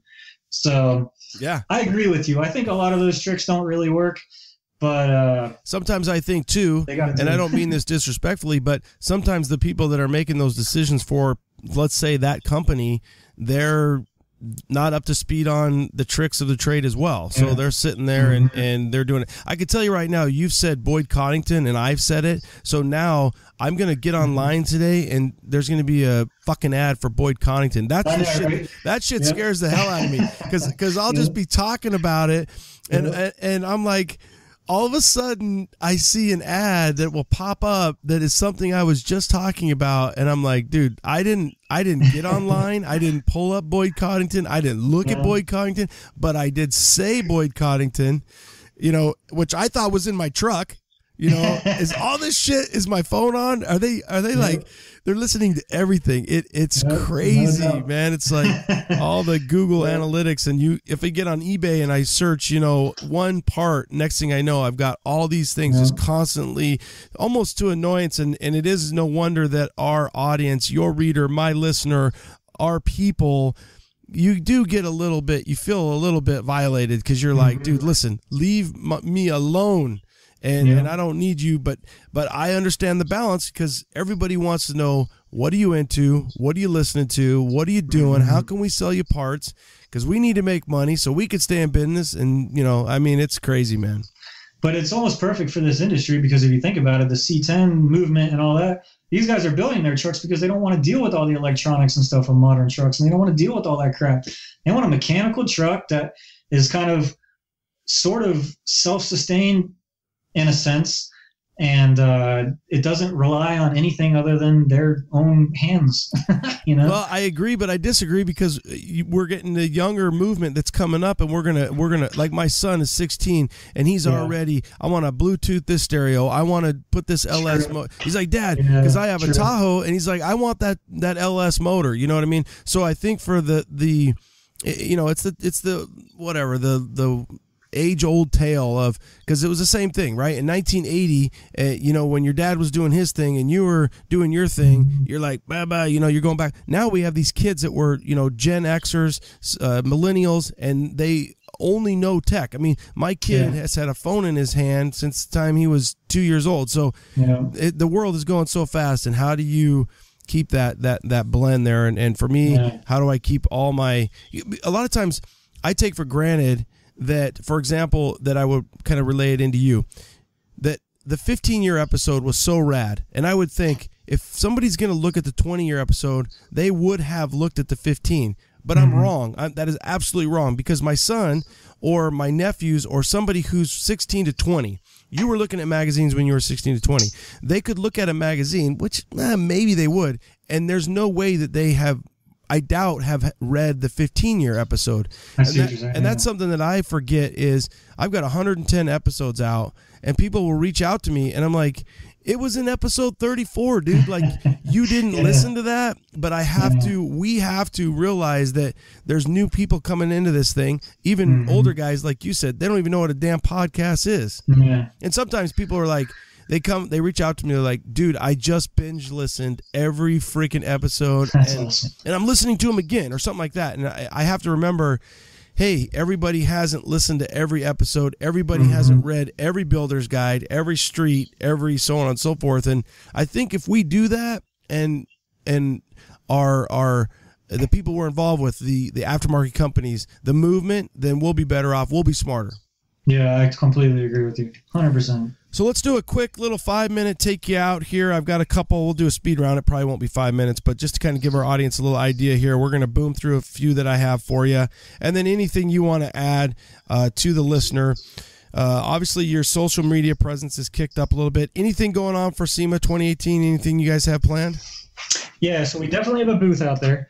My email signature has our booth number, but I don't exactly know which one it is. But we're in Hot Rod Alley, so we'll have a good-sized booth out there for all the different brands, Diesel World and the other brands that are part of Engaged.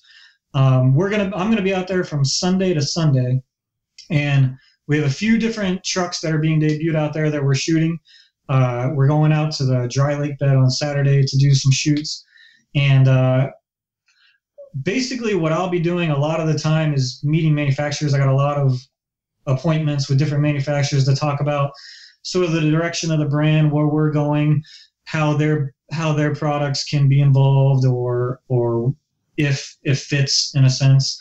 And then and I have a couple photographers going out there, but basically, no, I don't have a whole lot of overall goals other than take it all in, try to get some content, go to the special media section when SEMA's closed, but we can get in and get photos and stuff. And then the dry lake bed is a big thing too. Will this be your first SEMA? It's first SEMA, yeah. Oh, dude, it's freaking get lots of rest, because it's overload. And I know that, Street and Gage usually has, I don't know if it's moved, but a really nice, setup. So many different issues that you can go and peruse through and take them. And you guys have a good setup there, so I'm sure I'll see you there. But all right, Truck of the Year, is that something you're going to continue? Yep, absolutely. We're doing that. Working with Phil Built for the trophies again this year. He does killer work. We got a couple ideas going through. I've already started working on the website, getting like a voting thing going on the website. So within the next probably 3 weeks, you'll be able to go on streettrucksmag.com. You'll be able to see all 12 trucks and vote on which one you think will get Truck of the Year, Mini Truck of the Year. I'm actually going to do a lifted Truck of the Year. And then I want to do a club award too this year. So we're gonna make it really cool this year. I think it's something that I actually get a decent amount of feedback for. Reader or enthusiasts seem to really, really be into it, and I think it's something that could probably have been something more than it is already, as far as like end of year awards. I think we're definitely going to move forward with it, and we're going to do something kind of unique with it this year. Okay, so you're going to continue with the Truck of the Year. You're going to have a Mini of the Year. You're going to have a four-wheel, potentially, off-road four-wheel drive. You're going to have a club, so, Club of the Year. Now, what about Blood, Sweat, and Gears? That's probably one of my favorite features that you guys do. Yeah, we do. So as far as the award at the end of the year, you mean? Both. Just keeping that entity there, and I know there has been a Blood, Sweat, and Gears chosen. That hasn't been a vote, but it's been it's been one that I think the editor and or staff has chosen, the Mini and the Blood, Sweat, and Gear. Yeah. So we're definitely going to continue that. We've done a couple Blood, Sweat, and Gears. Well, actually, I've only done one, and then we're going to work on the other one that we were working with you, and then pick a winner at the end. But yeah. So for sure, that's going to be involved. I have to kind of go back and see how many BSCs there have been so far this year, but we're going to get that involved, and I'm going to kind of make sure that those trucks have gotten to a particular point by the end of the year, and they haven't just kind of stalled out. But other than that, yeah, it's going to be there for sure. Well, my 2 cents is that I absolutely love that portion of it. And you just kind of talked about, like, to go back and say, well, maybe we don't get to see the finished truck. We want to see trucks in their build process, or so on and so forth. I know one of the ones that was recent was Joe Yezzi's SSO2, which will be in Royal Purple's booth, Hot Rod Alley, SEMA. Of course, that truck will be legendary, just like SSO1. But I think that kind of goes full circle. Like you said, people want to see those trucks. And I think, whether it was with Kevin or whether it was before with Jason, the patina, the non-painted truck, was kind of like, well, that's where we'll put those trucks. We'll put them in Blood, Sweat, and Gears. We won't really shoot the painted. And now that's changed, where patina trucks are so much more accepted, and you could probably get a full feature, whereas before a patina truck might be like, we'll put you in Blood, Sweat, and Gears. We're not going to put you in patina. I'm not quoting anybody on that. That's just kind of what I've gathered from the outside looking in and what I've seen over the course. But I would say, if I did have a thumb on it, a presence on it, that's a great feature, and I think myself and the listeners enjoy that, because if you think about it, it is kind of the blue-collar nation. It is kind of the blue-collar people that a lot of those people are the ones that are going to buy your magazine. They're going to spend the money, and it's like, dude, this is right here. And I even know people who have done the readers' rides, and they love submitting that. So keep that kind of stuff going, because when somebody gets their truck in the back of that magazine, you just made their week, their month, and potentially their year, and they're going to get that thing framed, and it's like, hey, I'm in street trucks. You know what I mean?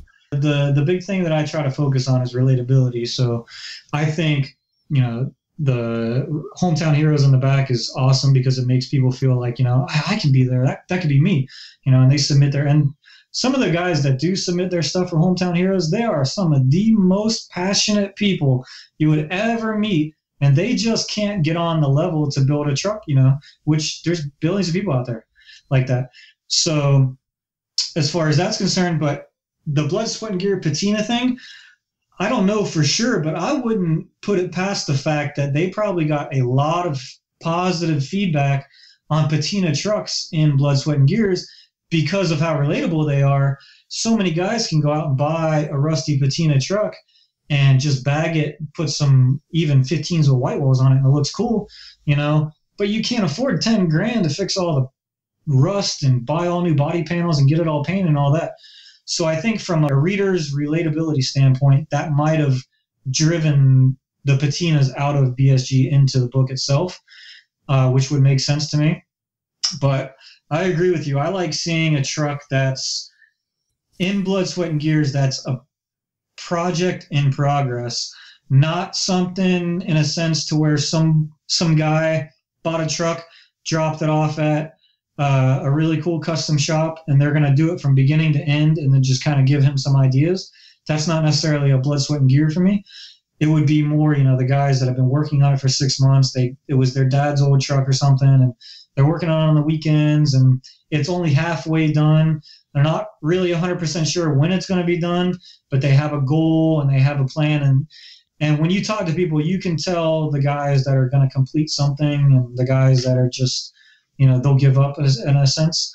So in my opinion, the blood, sweat, and gears should definitely be a guy that's been working on his truck. He doesn't have to necessarily be doing everything himself, but he's 100% involved in it. And he has an idea and a direction and a goal in a sense. So, and honestly, I don't know, maybe I'm just too big of a fan of it. You could even do a blood, sweat, and gears in the C10 Builders guide. You could do it in the F100 guide. Yeah. I almost think that there's the movement, the power that you could almost make a blood, sweat, and gears book. You could have, maybe it's a quarterly. Let's not get carried away. Obviously, I'm not the one, writing checks. But I think even if you had that entity in at least the C10 Builders guide, I don't know what the numbers are on the F100. I'm sure they dwarf, pun intended, compared to the C10 Builders guide. But I digress. Well, I know that. Oh, sorry. No, go ahead. I remember Mini Trucking, they would always come out with a special under construction issue all the time. Yeah. And I would read that thing like crazy. Exactly. And the graffiti on the back. And I actually I kind of bit off there with the Off-Road magazine. I did a graffiti on the back of that page because I loved that. I would always, like you say, sitting on the John or whatever, I would go back to that graffiti page and you would almost always see something that you didn't see before for some reason. Or in the under construction pages and stuff like that.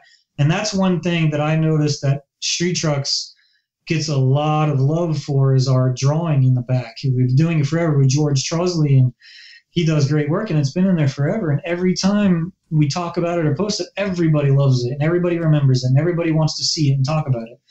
And I agree with you on I wonder if the BSG thing would be good. And yeah, there you go. Yeah, that's so funny. I could even tell you, man, my two favorite things, I always go all the way. I don't remember. I think it was Hot Rod magazine my brother always had, and I would always go through. And then remember cartoons. You could you could almost even just get that at the newsstands. So that's always funny, right? So you go right to the back, you find that. Then my next automatic thing to do is go to find if there is a Blood, Sweat, and Gears feature that month, because I don't know why. For me, that's my most exciting. I like the Blood, Sweat, and Gears. I like the cartoon. Cool. Those are the things I go to quick, and then I go back through, and then I look for C10s, and then I go back and I read through the whole thing to try to see, okay, what else is out there.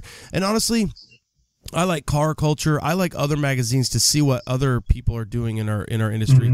I was able to just go to the Hot Wheels thing they just did here in Phoenix last week, and I tell you what, I got home, my wife said, was it a good show?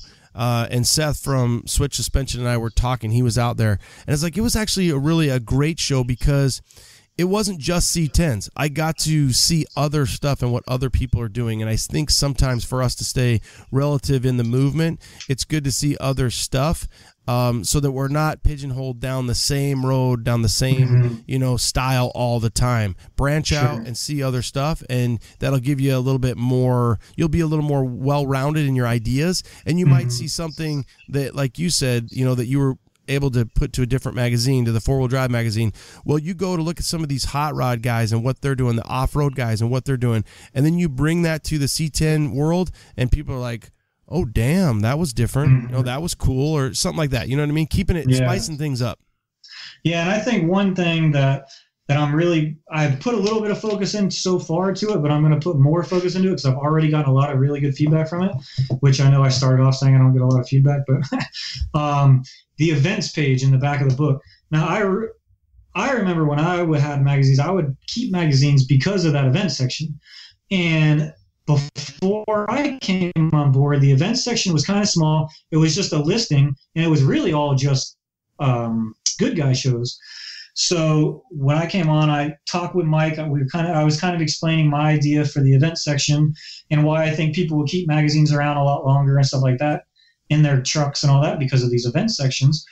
And so Mike self spent some time, went out, got all the real hardcore industry events, and then we went out and got all the flyers for him.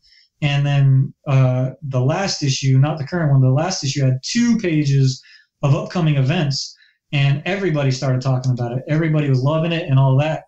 This issue, we ran out of space, so I only did 1 again, but moving forward, I'm going to really put a lot of effort into the upcoming events section for multiple reasons. One is, everybody wants to know what the next event is, but also going back to all the old magazines and mini trucking and stuff, one of my favorite things back then was looking at those ads for events. The events used to have the coolest ads, I thought, in magazines. They would have super cool trucks and super cool artwork, and it was one big single page. It wasn't trying to sell you anything. It was just a really cool kind of an artsy style page. And events don't generally advertise anymore. They use social media and all that stuff, was totally understandable. But their flyers and their graphics are so cool. To not utilize that in our book, which is considered an art piece for our industry in a sense, would be crazy. So the event section is important to me, and I'm going to really focus a lot on that, not only in the print, but also on the website too, I think, again, we keep kind of going full circle on some discussions, but it's funny to hear you say that. If you're going to build brand loyalty and we've got the Chris and Ronnie show that we're going to run in Florida, in, let's just say, February. If I give you my artwork that I've already paid for, and you stick it in your book, and whether it gets a small little thing and it's free, to me, that's that loyalty back to the people that you're representing. So I feel like back in the day, that was something that magazines probably might have charged for, but now you really want that picture, and you're like, I want that in my book, but you can't expect to charge for it. So you're like, well, I want to show loyalty back to the people, and that, I mean, sure, I'll let you figure that out, but I see how that goes full circle. You know what I mean? So that's kind of cool. There's a few different things that have changed from the past that we have to work with. And I know one of the bigger things that, as far as working with the corporate side of it, is they're still sort of used to the old school style of content collection. And way back in the day, events would pay editors to come out there. They would pay for their hotels and they would pay for their travel. So now you got these corporate guys that are like, well, why are we going to pay you to go out there if we're covering their event? They should be paying. Well, that's not what they're saying. In my mind, that's what they're thinking. Yeah, I hear you. And so in my opinion, it's just a different world now. You need to work with them, use them for content, get them back on board, figure out other ways to work hand in hand with them, and all work together in a sense. We go out there, we start making really cool videos from these events. Advertisers are going to want to advertise on our videos or whatever we do, whatever kind of digital products we create out of it. But to just say either they need to pay to have us come out there, or we send a freelancer, it's just not going to cut it anymore. Freelancers aren't giving you the content you need as far as video and really putting the time and effort into it that you would do yourself. And then events don't need to pay you to come out there anymore, so that's just not going to happen. So there's a lot of evolution that still needs to happen in the print side, but luckily I feel like I've been kind of watching this whole thing go from print to digital and following it, keeping up with it and learning it, that hopefully we can all get together, and guys like you is helping me, and we can all get together and just bring this whole industry evolve it to where it needs to be, because I feel like it's just as strong as it used to be. It's just kind of all over the place in a sense right now. Well, you said it too. It's the evolution, and it's shifted. It's still there. Mm-hmm. If you think about it, it's probably stronger because we have more trucks on the road. We have more aftermarket companies. We have more, involvement. We have young generations. We have old generations. And if you looked at it from that, it is stronger. It's just bringing it all together for everybody to kind of help one another, work together, and find out what your part in the industry or the movement is, and then hone in on that. So I knew that we wouldn't be able to go 5 minutes, but I was going to talk to you a little bit about what you like to build on, if you even have time, and then really, where do you see Chris Hamilton in 5 years? So my ultimate goal, my daily driver is a Silverado. It's in the magazine. We've been doing some work with it. We have some upcoming plans. We're working with ProCharger and MagnaFlow to put some power into it. When I came on board, there was already a few lifted tech series coming along, street truck lifted stuff in the magazine, and the advertisers were happy with it. Our ad team was happy with it. So we decided to continue with the lifted truck series of tech stuff. And now that we've gotten a truck to the stance that we want it, and with the parts that we want it, we need to get more power into it. So we're going to do a ProCharger, and we're going to do some MagnaFlow stuff. And that's as far as that truck is concerned. But my ultimate goal, and something I wanted to build forever, which working with you is awesome because it's a C10, is I was born in 79. So I've always wanted to build a 79 square body, always, forever. And that's kind of my goal. Is I've been hunting for one recently.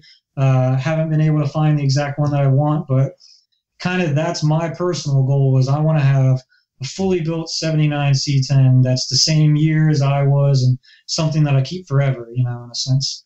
So that's kind of my goal. Do you have like an idea of just a two-wheel drive, a four-wheel drive, a long bed, a short bed? What are you thinking? Yeah, definitely two-wheel drive, sitting on the ground. I want to do a full chassis, laying it out front to back. I got a couple ideas for some different body things that we can do to it. Nothing that's going to make it not look like a C10 or anything, but some different unique things that I can do, and real cool interior. I'm actually thinking I was kind of rolling around in my mind the idea of doing a mini truck inspired square body, sort of, in a sense. I think it would be something cool. A lot of audio, a lot of paint, maybe even a cut through, some old school style cut through audio, and doing sort of kind of a mini truck inspired, but square body, because square body 79 is my year. Mini trucks is kind of what I was raised on, and they got a lot of really cool style to them. So that's kind of maybe where my mind is kind of going. I think you are 1,000% right on track. I think for your year, your era, but I think you're going to see that. So whether or not it's just squares or even, second gens, or even obviously we talked about CKs a little bit, you're going to start seeing that whole thing come back. And I think having a mini influence square has, winner, winning written all over it. And it would be tons of people would follow that feature and that build, in your book. Mm-hmm. I think so too. Yeah. Cool. Where do you see yourself in 5 years? Hopefully the editor-in-chief of Street Trucks magazine. But no, what I want this to be an all-encompassing brand. When you go to Street Trucks, I want it to be Street Trucks, but also C10 and F100 all in one. I want to be, the face and the brand, and something that everybody in this industry can be proud to be a part of, and proud for me to represent, in a sense. So over the next 5 years, I'm going to continue running the book in the direction and the brand in the direction that it's going, with some new influences, and with an overall goal of communication and relatability. So I want to communicate with our nation. I want to see what they want, what they feel, where they love, and take all that, use those as ideas and recommendations, and just build a better product and build a better brand that truck owners can support. I want people to say, I support street trucks in a sense, because I'm a big fan of other brands. Like I'm a big baseball junkie. I'm a big UFC junkie. And how I see it is I want to support them so they continue doing what they're doing, because I get entertainment and I enjoy it.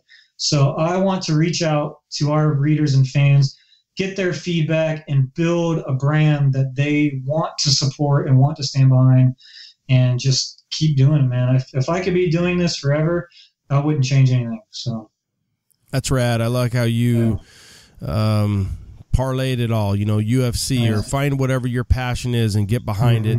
We're behind you, brother. I think one thing that when you kind of were saying all that, it's honorable to put a Street Trucks decal on my toolbox, on my truck, and that's something that doesn't go lightly, something that I'm going to pass on to my son. He already knows that, and the next generation. And for all the C10 Nation out there that's listening right now, we get a lot out of print media, so we need to make sure that we continue to support that. I remember when I interviewed Grant Cox, I think he almost said he doesn't subscribe because he goes to the, off the shelf. He goes to the newsstand and wants to buy it there. And I was like, well, let's not get carried away here. I'm not going to throw money away, but obviously I like to subscribe.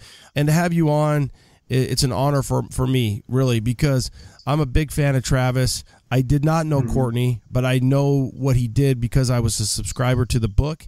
But for Travis, Jason, Kevin, Marcel, Mike, Self, all these guys that I've seen not only from afar, but now I've been able to come, in contact with, shake hands with, drink a beer with. I'm honored that you're doing what you're doing. You feel like, for me, the number one thing, I'll be honest with you, I'd tell you, I'll call you out on it. But if you didn't have the passion, then this wouldn't be a good interview. And it is, because you're so passionate about it.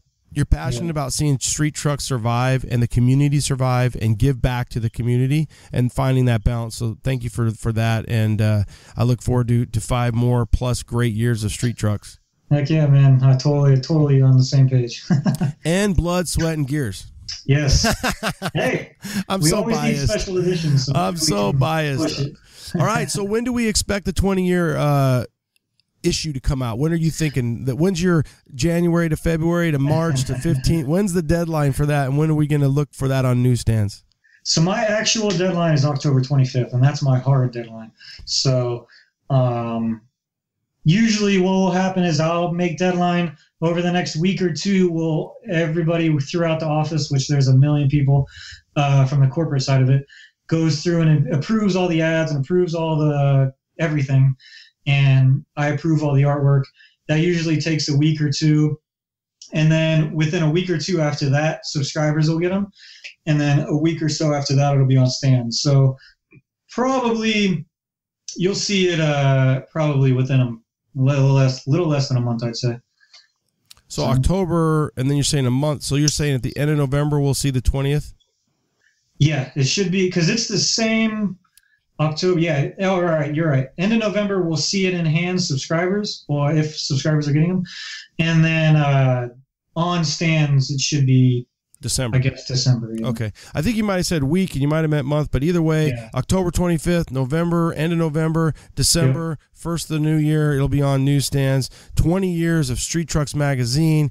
C10 Builders Guides just around the corner. We're looking for that in our mailboxes around October. November, we're going to see it on newsstands. We've got so much going on. We've got SEMA coming up. We've got Dino's Get Down coming up. I'm going to highly recommend you get your ass to Dino's if you can. Yeah. November 16th. Good guys, you'll be just home from SEMA. You fly home from SEMA. You mow the yard. You do a couple emails, and then you head out back to Phoenix. But Chris, it's great to kind of meet you finally. And besides just text and email, thanks for doing what you do. And just keep on trucking. Really, for this perspective, that's kind of a good segue to just say keep on trucking, brother. Heck yeah, man. I appreciate it. All right, man. Take care. Have a good week. Sir.